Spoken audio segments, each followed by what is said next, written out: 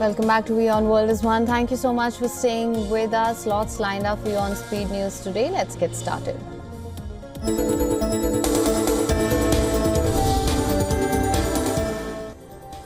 US President Donald Trump criticized Russia after its latest missile and drone attack on Kyiv, calling it disgusting and disgraceful.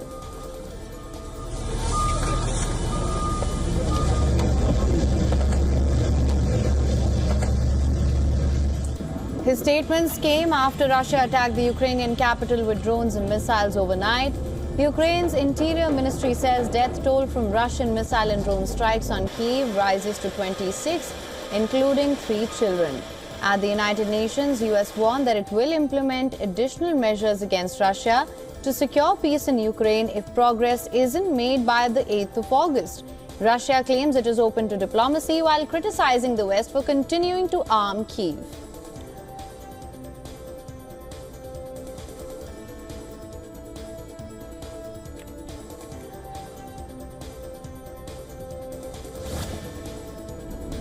Look, folks, you can't sugarcoat this. These are dark days. It's because our future is literally on the line. Former U.S. President Joe Biden slammed Donald Trump's administration at the National Bar Association's 100th Annual Awards Gala in Chicago, saying the country is at a critical moment in American history where basic freedoms are being rolled back and long-standing precedents are being eroded. Biden condemned the administration's treatment of immigrants, saying they are being torn from their families and dragged away in handcuffs. He called on attendees to fight for the future, describing the current times as dark days and emphasizing the need to uphold justice in the American Constitution.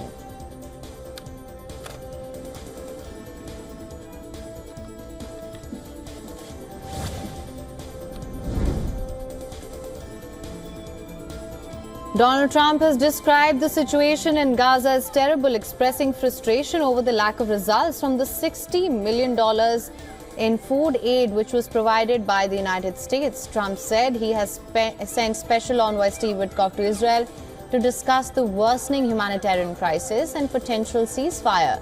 Trump claimed that part of the problem lies with Hamas allegedly taking the money and the food despite Israel being tasked with overseeing the aid.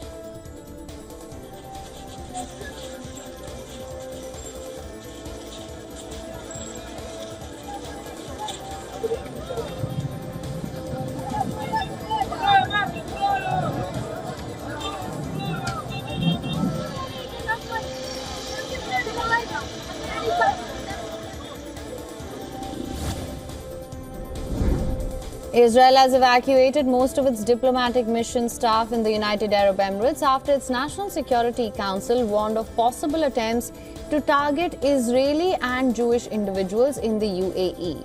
Israel is concerned about retaliatory attacks following its recent military operation against Iran and as it faces mounting international pressure over the humanitarian crisis in the Gaza Strip.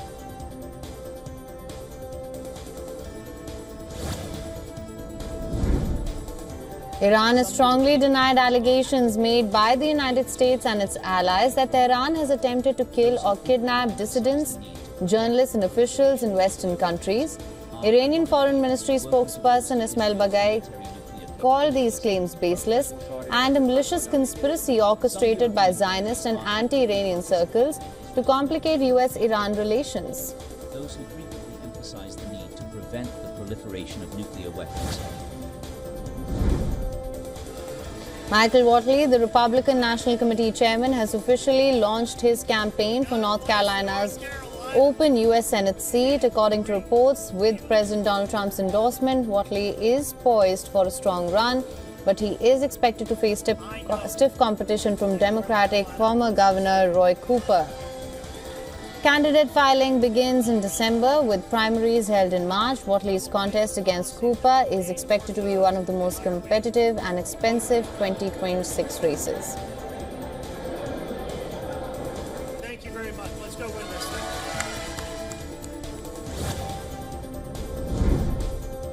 And the White House has announced plans to construct a new $200 million ballroom, which will begin in September and is expected to be completed before President Donald Trump's term ends. in early 2029. The White House announced that the 90,000 square foot ballroom will be built on the site of the current East Wing, which will undergo modernization. While staff members, including aides to First Lady Melania Trump, will be temporarily relocated during construction. The White House said that the project will be paid for by President Trump and other donors.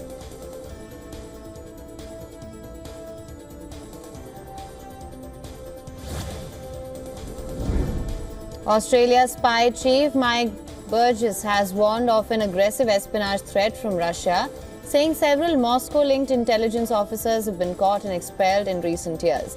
Burgess warned of the mounting threat posed by foreign actors such as Russia and China. He said 24 major espionage operations have been dismantled since 2022, more than the previous 8 years combined.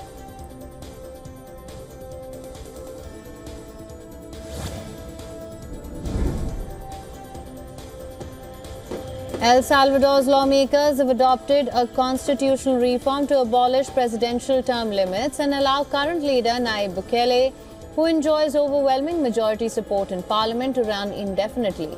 The reform, reviewed under an expedited procedure, was adopted by Bukele's 57 supporters in the Legislative Assembly and voted against by only 3 opposition members.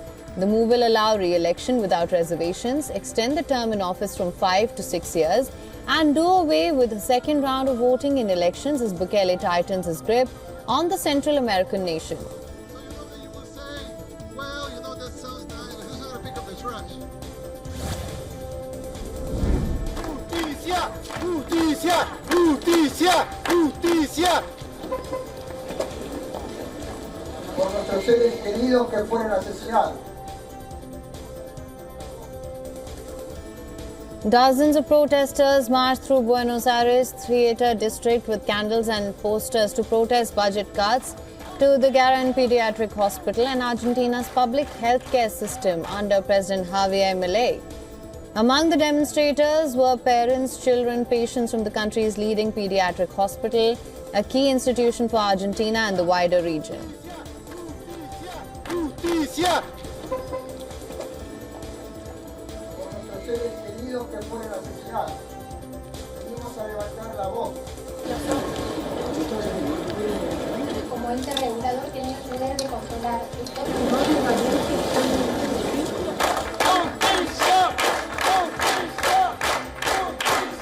un marco de incertidumbre para que la salud deje de ser un negocio.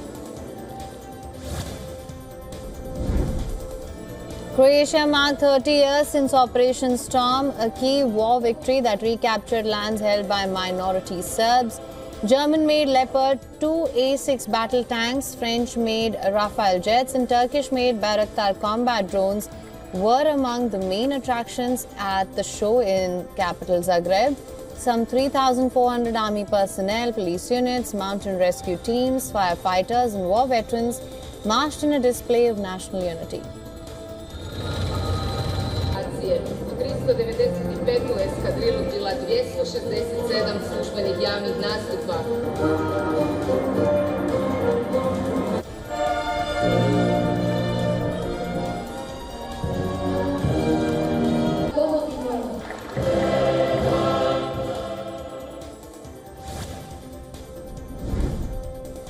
Peru's President Dina Boluarte has dismissed an international court order to suspend a law granting amnesty to police, military and state perpetrators of rights violations during a bloody campaign against leftist guerrillas from 1980 to 2000.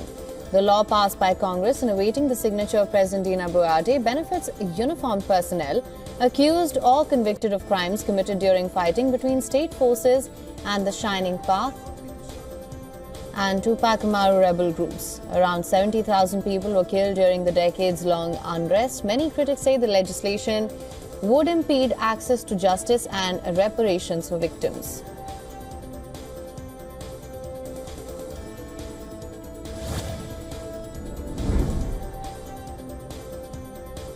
Elon Musk-led Starlink receives license to launch satellite service in India. Union Telecom Minister Jyotiraditya Scindia confirms news, says a framework for spectrum allocation in place for a smooth rollout.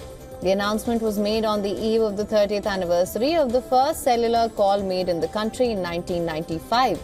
Along with Starlink, Bharti Group-backed Eutelsat, OneWeb and Jio SES are also awaiting spectrum allocation to roll out their SATCOM services.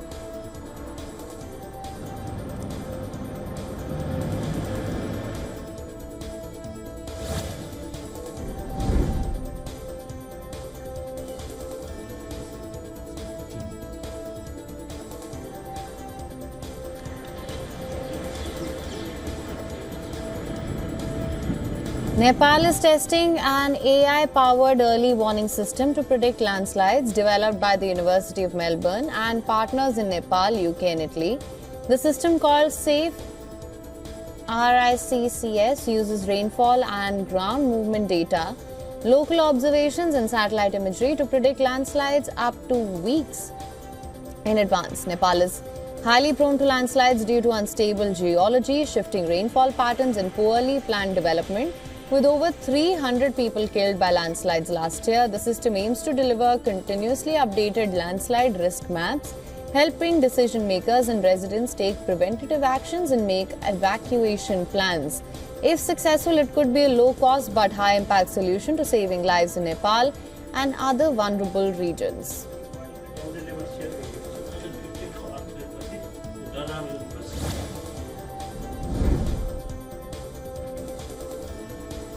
A massive sandstorm swept through coastal Peru, affecting visibility in regions like Ica, Moquegua, Arequipa and Tacna. The storm brought strong winds of up to 50 kilometers per hour, causing widespread disruptions and forcing authorities to close several roads.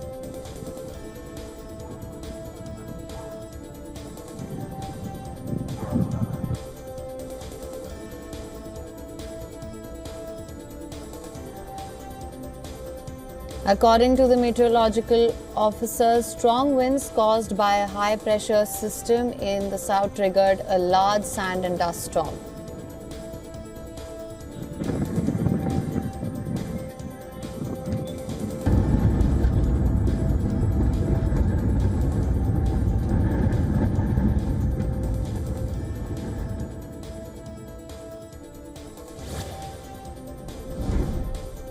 New York City is experiencing severe flooding, with videos showing waterfalls in underground subway tunnels and train cars submerged in water. The state of emergency was declared for several counties, including Bronx, Queens and Manhattan, due to heavy rainfall and flash flooding. Visuals also surfaced of flood water gushing out of a manhole in Staten Island, as flash flood warnings were issued for the region.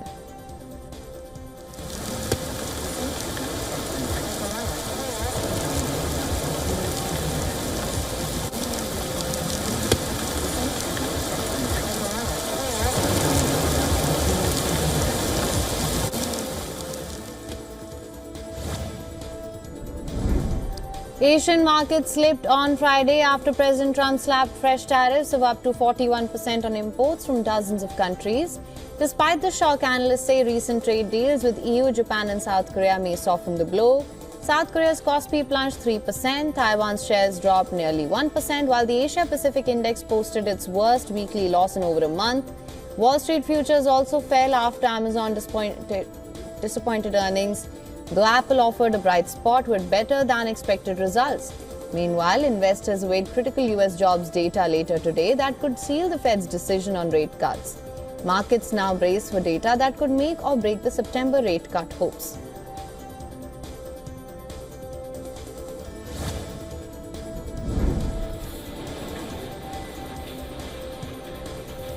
Asia's factory activity slumped in July, weighed down by weak global demand and uncertainty over US tariffs. Private PMI service showed contraction in manufacturing. Powerhouses like China, Japan and South Korea are falling below the 50 mark that separates growth from contraction. Analysts point to faltering domestic demand and fading export momentum ahead of Trump's tariff hikes. While Japan and South Korea have since struck trade deals with the US, easing some tariff pressure, the data underscores the region's fragile industry recovery. Factory activity remained weak in Taiwan, Indonesia and Malaysia, through the Philippines and Vietnam bucked the trend with modest growths.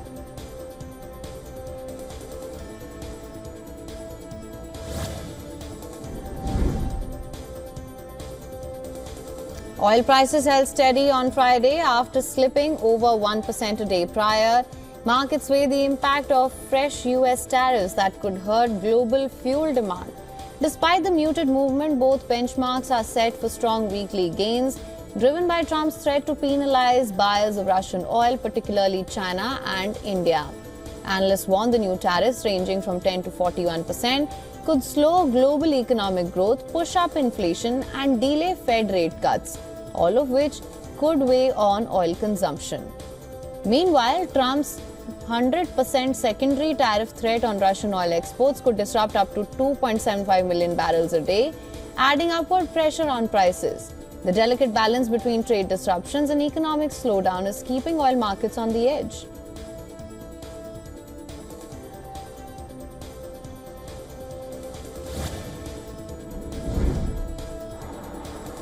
Microsoft has officially crossed the $4 trillion market valuation mark, becoming only the second publicly traded company to do so after Nvidia.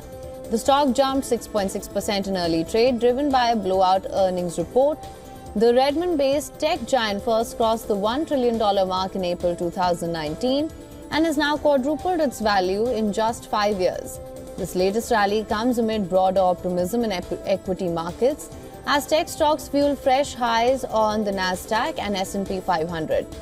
The company is now forecasting a record $30 billion in capital expenditure for the current quarter, its highest ever for a single quarter, as it races to meet soaring demand for artificial intelligence.